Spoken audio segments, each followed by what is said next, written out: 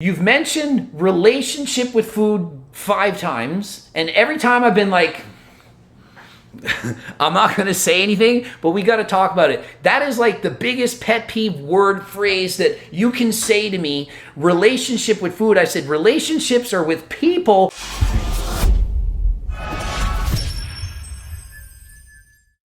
Okay, here's an interesting question.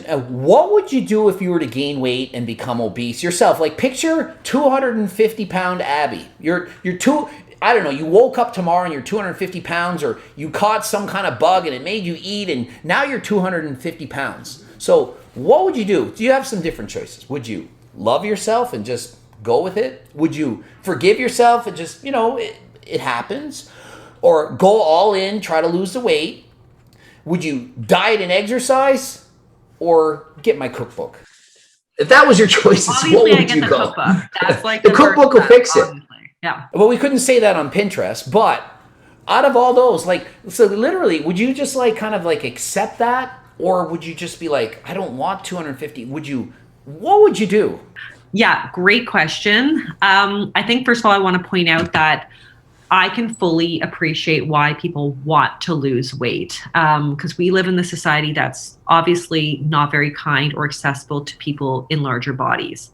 Plus, there's obviously health risks associated with gaining an excessive amount of weight, especially in a short amount of time, like this hypothetical situation entails.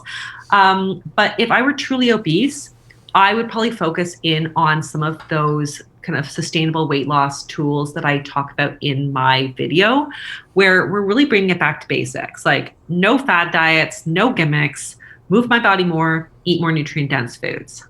So that's what I would really want to focus on if I was truly obese. Now, if you were to ask me, okay, what about if you just got a little bit more, you gained a little 5, 10, 20 pounds from where I am right now? Okay, smaller weight gain. Okay. Smaller weight gain. So I would preface this by saying, okay, I'm 33 years old. I've had 2 children. I'm probably the slightly heaviest I've ever been in my life, though my weight has been remarkably stable in my adult life. But my body's not perfect, right? Like, I'm never going to have abs. I have bad diastasis recti. I've worked my ass off this year to try to reverse it, and I'm still struggling. But I would say that I look back at a time in my life where pre-kids, I was preparing for my wedding and I was trying to get into shape for my wedding. I was really being quite strict with my diet, eating quite a lot, kind of like a fitness model or a fitness competitor's diet. No eating out, no alcohol on the weekends, doing pretty heavy duty spin classes like 3 times a week, pretty hardcore exercise regimen, strength training, all the things. And I look back at that. I remember getting to the other side after the wedding and thinking, that was not worth it. That did not add anything to my life. For my stomach to be a little flatter and for me to be a little bit leaner, it was not additive. It did nothing but take away from my life.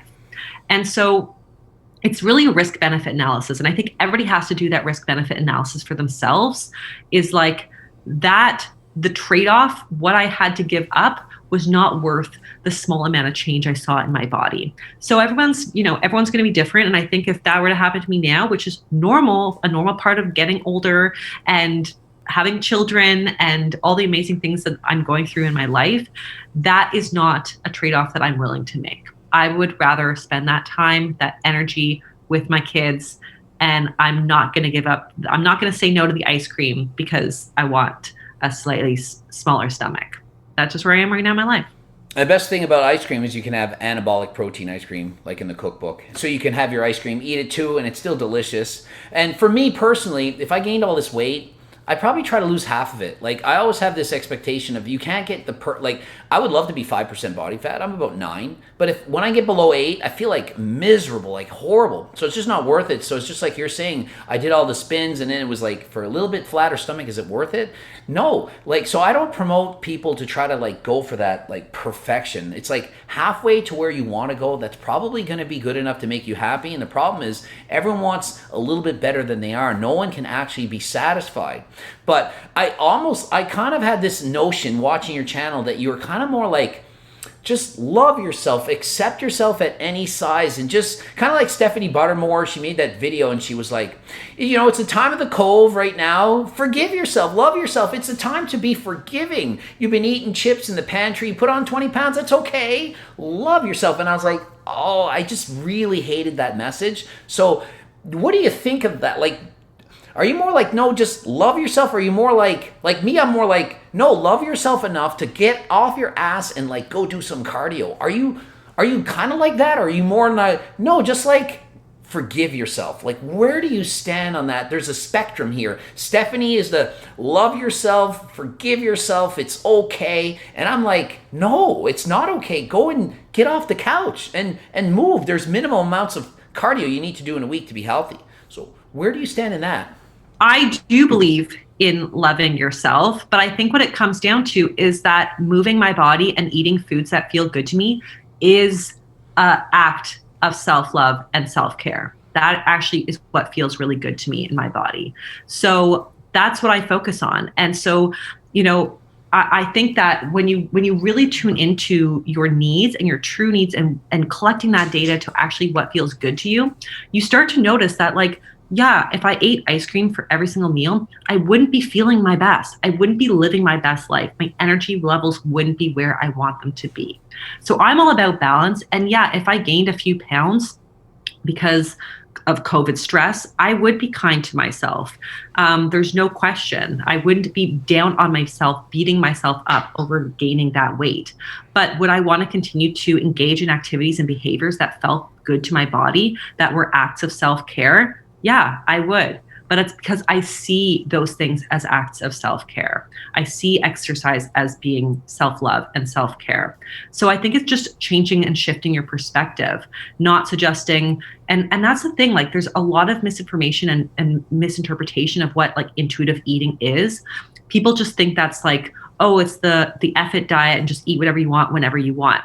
No, like, there are actual gentle nutrition guidelines built in, and that's based on you collecting data on what feels good to your body. And so I think that that's where the distinction lies, and that's where people kind of get hung up and confused. I feel like that's more like mindful eating, when you're actually considering the food that you're eating and saying, well, if I eat this chocolate bar or this apple, the apple's going to help me like not gain the 20 pounds, so I'm going to eat that instead. Versus, to me, I say my girlfriend intuitively eats. She eats pizza whenever she wants. She just eats. Doesn't matter her weight. For me, I mindfully eat. I'll eat the pizza if I burn off a lot of calories and I know that I need those calories and I want the pizza and it tastes good. I'm like, I want it, but I'm not just going to blindly eat anything that just makes me feel good. And so with the time of the COVID, a lot of people have gained a lot of weight. And love yourself enough to eat what you want to make you feel good. But that goes against loving yourself enough to not eat what you want so that you can be healthy and not be obese. So that's where I'm trying to like find the line. Like, where do you stand? Like, it sounds like you're on both.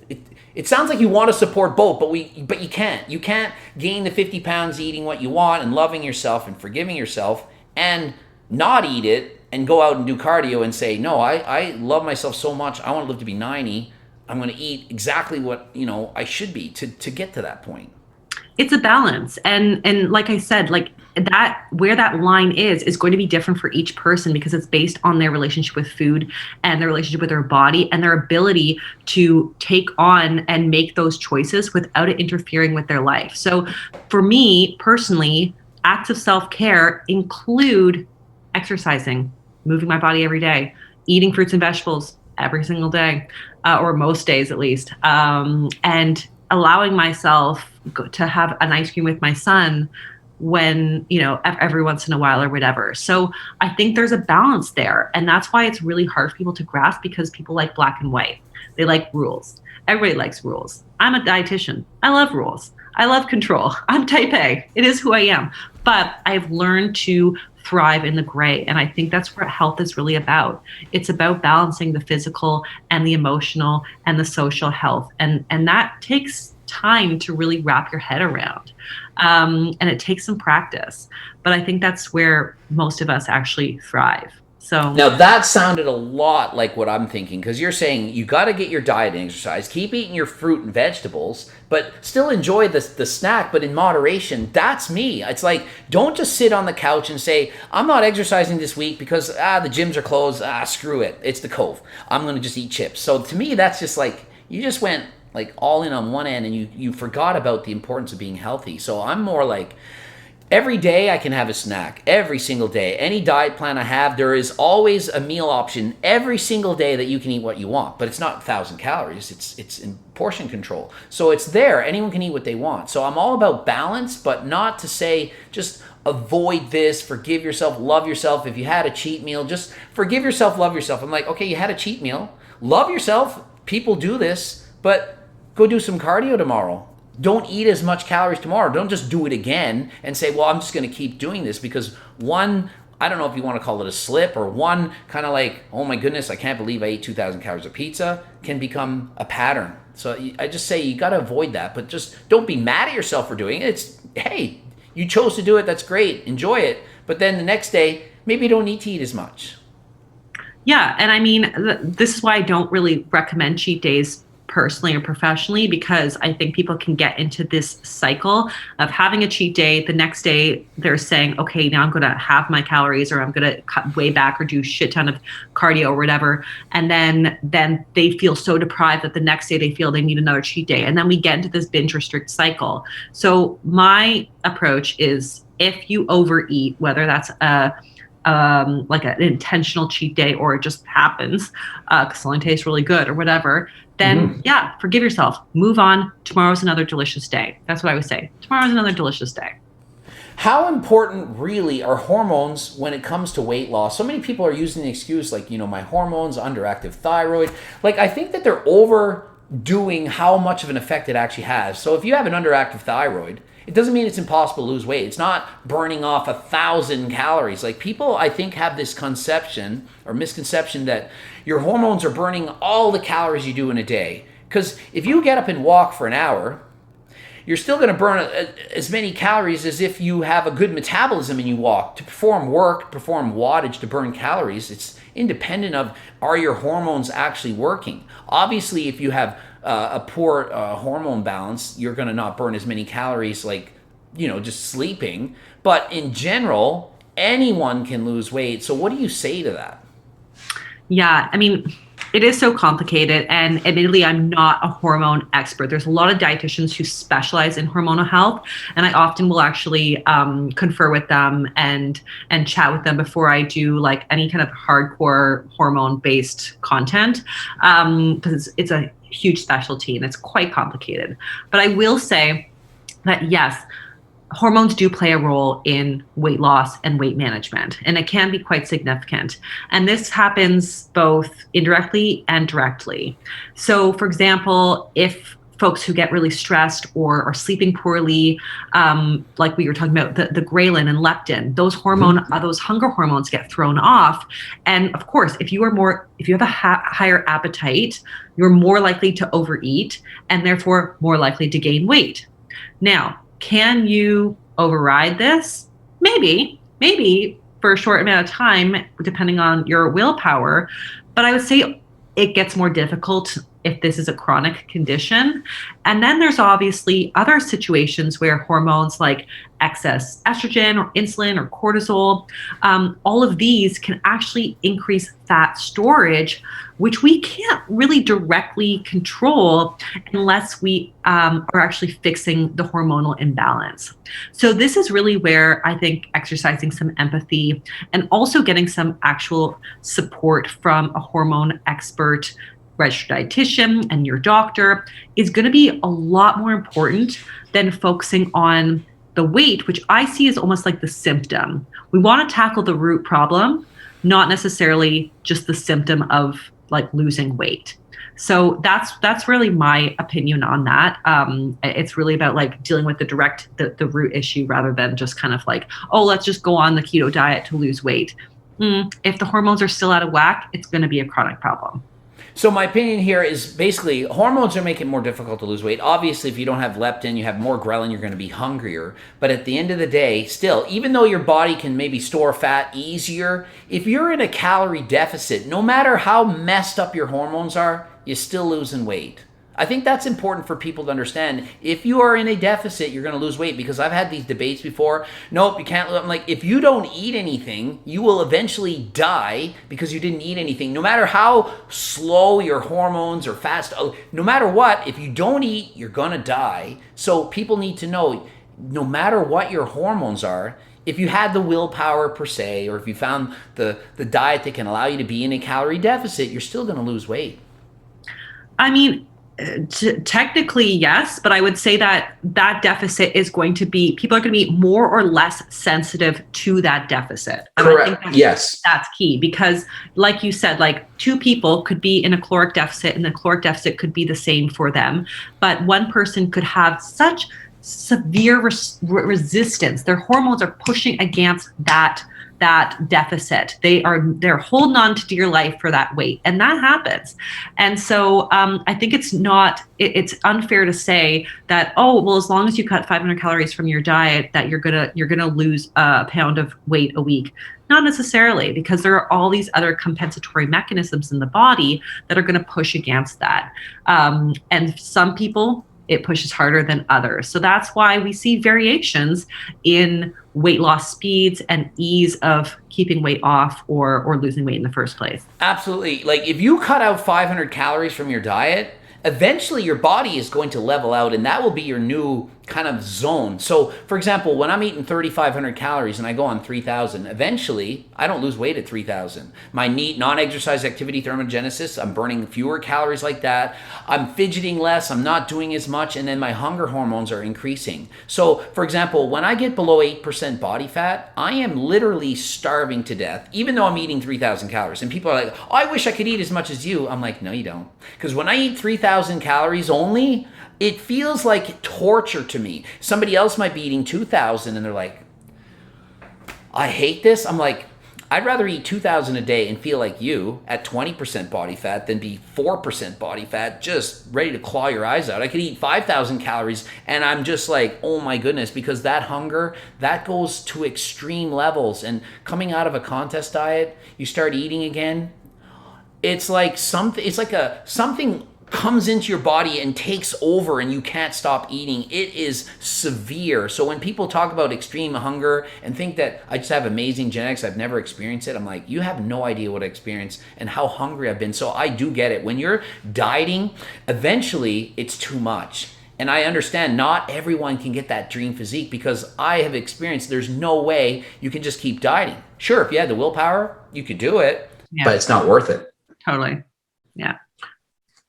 Okay, you've mentioned relationship with food 5 times, and every time I've been like, I'm not going to say anything, but we got to talk about it. That is like the biggest pet peeve word phrase that you can say to me, relationship with food. I said relationships are with people, not with food. And I do get it. Like I understand the concept of it's food and how you eat and how you're trained. But if people could just stop thinking of as food as something, like I've said, you don't court a banana. You don't court an apple. It's food that you eat and it gives you pleasure and it's enjoyable. But to use the word relationship, I'm like, no, like me and you were talking. It's a real, like, I don't like, oh, my ice cream. And it's like when you start seeing food as so sensual, it's too much. And I think that we're raised this way from birth to think this, like we're given the birthday cake for our birthdays and the treats and all this. And we feel like food is a coping mechanism to make us feel good. And I feel that's a real big problem. So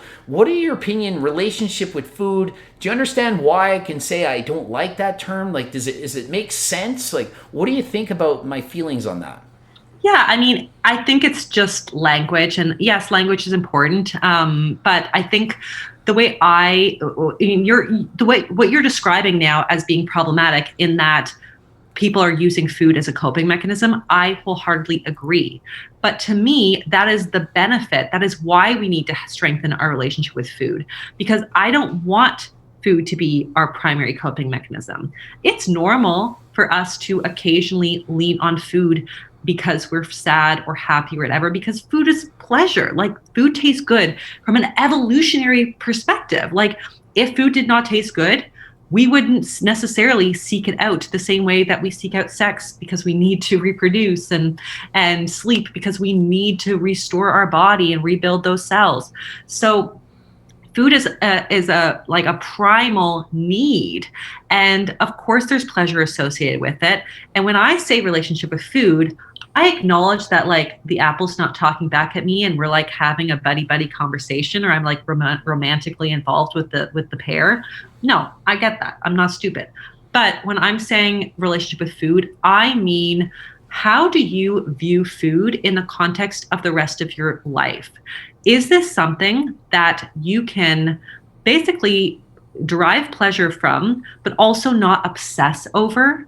That's the goal. That's what we want to get at. Because obviously, I mean, there's people who say like, oh, I eat food is fuel or food is pleasure. It can be both, and it should be both. So having a healthy relationship with food is being able to know, okay, I'm really hungry and there's nothing in the fridge, but except for this, like a couple apples and, like a piece of cheese that I'm not super fond of, but I'm starving. So this is going to have to just do for now. That, if you can eat that and move on with your life and know that the next meal might be more delicious, that is a good sign. And then if you can have a dinner out with your partner or your friends and just wholeheartedly like relish in the deliciousness of, your appetizer or the pizza or whatever it is, and be able to move on the next day and not like obsess over it, I think that's also a really good sign that you have a good relationship with food. So to me, it's about that balance. And we've been talking about the balance of like physical health and emotional health and social health. And that to me encompasses having a good relationship with food. It's not necessarily like expecting that there's some kind of reciprocal kind of interaction happening. It really comes down to, how does food fit in your life?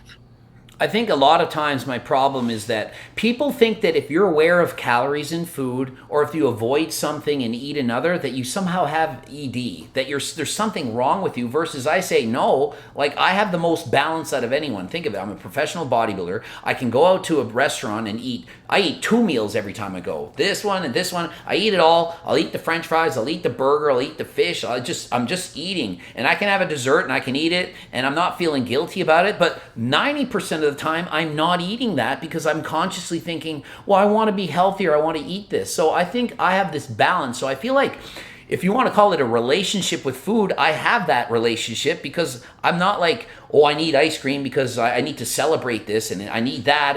And people are dieting for example, people will diet for a bodybuilding show and they'll plan out what they're going to eat for an entire week after, which restaurants they're going to go to. They have their 50 pounds of candy purchased. Before I did YouTube, I would type on Facebook and be like, y'all are messed up. Like, you've bought the candies for after to show 50 pounds? I'm like, what is wrong? And I'm writing all this stuff. They're like, Greg, you shouldn't say this. I'm like, it's not healthy to plan out your binge a month in advance. I'm like, what is gonna, and then 2 weeks after the diet's over, guess what? Throwbacks to when I was in shape. Gonna have to diet again. And I'm like, yeah, not sustainable. And so I've been preaching this for years and finally have a platform where I can actually have enough people listening to it that it can actually make a difference. So I think we think the same way about relationship with foods. It's just the thought of people saying that relationship with food, I'm like, don't think of it like that. And if you don't, it would help you to be more like me, where you have like that balance where you can eat food and not think of it as like, I need this junk, I need that, I need to plan this out. I just eat for the most part, but I just eat what I know to be healthy. That's how I do it. Mm-hmm. And everybody's definition of what a healthy relationship with food is going to be different. So if what you're doing is working for you, amazing. There are other people who are going to feel that they need, like, that they need to have ice cream more often, or be more flexible or more spontaneous in their life and their food and their planning in order to have a carefree, healthy relationship with food. So different strokes for different folks, and what works for somebody else is not going to work for you, and vice versa. But I don't think that having a healthy relationship with food inherently means that you feel the need to constantly like treat yourself all the time to make yourself feel better. That, in my opinion, is an unhealthy relationship with food. Yeah, like most people, I think for the most part, just don't think of food or calories or unaware of it, and then they think that that's normal. And it is normal, but I think it's better to actually be aware of what you're eating and be able to make conscious decisions as to whether you should be eating that, yes or no, based on what you're feeling and doing or about to do or what you did. And that is exercising balance. And to me, that's mindful eating. Like, to me, that is how we should be eating. Mhm.